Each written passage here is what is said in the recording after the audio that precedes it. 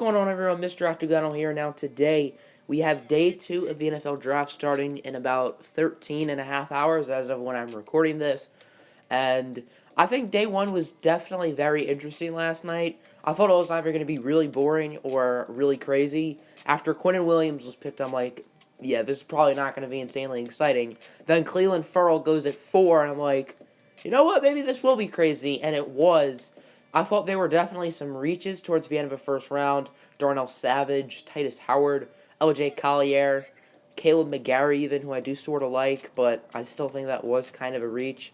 And there are so many good players on the board at round 2. This is probably one of the most star-studded round 2s ever. And before we go on, I figured I'd make my reaction to the TJ Hawkinson selection. I don't hate it. I'm not mad. I feel like he has a very low floor, which isn't awful, but I don't know about taking a tight end in the top 10. I would have loved to have had Ed Oliver. And my backup plan would have been Greedy Williams, who's one of the players we're talking about today for best day 2 players. So, considering some other teams I think made colossal mistakes, looking at you, Giants, I'm not too mad with how our day 1 turned out. I am very surprised that Drew Lock is still on the board, and I'm not surprised to see Daniel Jones taken ahead of him. I feel like it's 31 teams and then the Giants, and that's not a compliment for the Giants, as they just are a clown show. They have no clue what they're doing, and I think Drew Lock will get taken off the board pretty quickly. I think he's a first-round talent quarterback. He was my number 3 guy, but I do still really like him. He's just inconsistent, and he did play against a lot of good competition, so it was hard for him to play well week in and week out. And he has a solid arm. He's pretty mobile, and I would just say he's a little bit better at everything than Daniel Jones. So, yeah, the Giants are rock stupid. Now on to A.J. Brown. It's not as surprising that he's on board as other people are, but he is still a really solid player who I think will get taken off the board quickly. I know Arizona told N'Keal Harry that he's not dropping any later than 33, which he got picked by the Patriots at 32. And A.J. Brown is a very similar player, that Mr. Reliable type guy. Not the fastest, not the flashiest player, but good hands, good route runner. I could see him going off the board for Kyler and the Cardinals right then.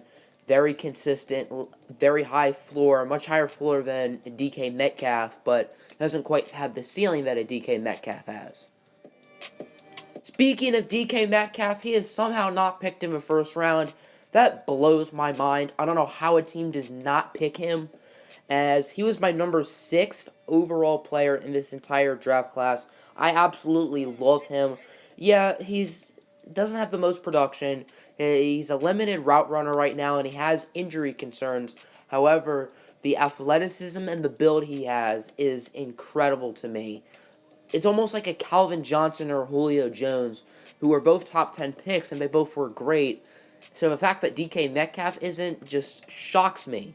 That blows my mind. He was my number 1 offensive player in this class, and the fact that he doesn't even get picked in the first round is crazy. No, it's even crazier than your number 1 offensive player not going to the first round. Your number 1 and your number 2 offensive players not going to the first round. Because at number 8 on my big board, we have Jawan Taylor, the offensive tackle from Florida. I don't know how he's still on the board. He's very athletic. He's good against the pass. Or, why do I keep saying good against the pass? He's a good pass blocker. He's a good run blocker. And while he's not as versatile as like a Cody Ford, oh wait, Cody Ford's still on the board too. I just don't know how Jawan Taylor was not a first-round pick. He absolutely is first-round talent. He absolutely has a first-round ceiling, and I think someone's going to get a steal with him very early on in the second round. What's not to like about a versatile offensive lineman who's also a good pass blocker and a solid run blocker, who blocked for the past 2 Heisman Trophy winners, both of whom went to go number 1 overall? I don't know what there's not to like about that. And the fact that Cody Ford is still on the board blows my mind, rather than Chris Lindstrom or Titus Howard or Caleb McGarry. I think Cody Ford is better than all 3 of those guys by a decent stretch. Not saying I don't like any of those guys. I think Chris Lindstrom was my number 10 offensive lineman, but it is a deep O-line class. And then Caleb McGarry and Titus Howard were not in my top 10, but they probably would be like 11 and 12. And I think Cody Ford is better than both of them. Cody Ford was my number 4 offensive lineman, which isn't as bad as Jawan Taylor being my number 1 offensive lineman, but still, the fact that Ford is on the board is crazy.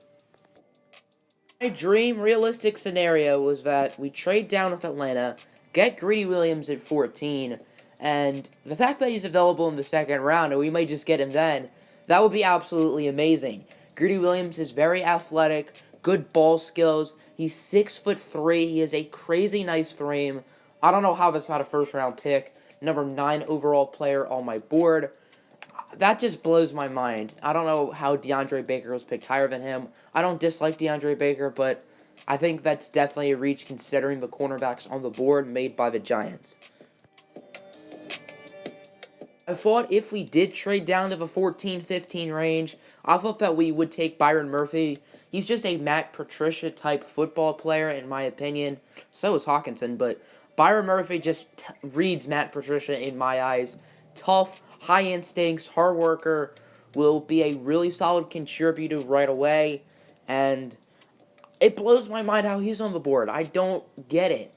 He is easily first round talent. I think I had him at like 29 in my mock draft, so it's not as surprising as like a Greedy Williams or Jawan Taylor, but still, I think he's absolutely first round talent.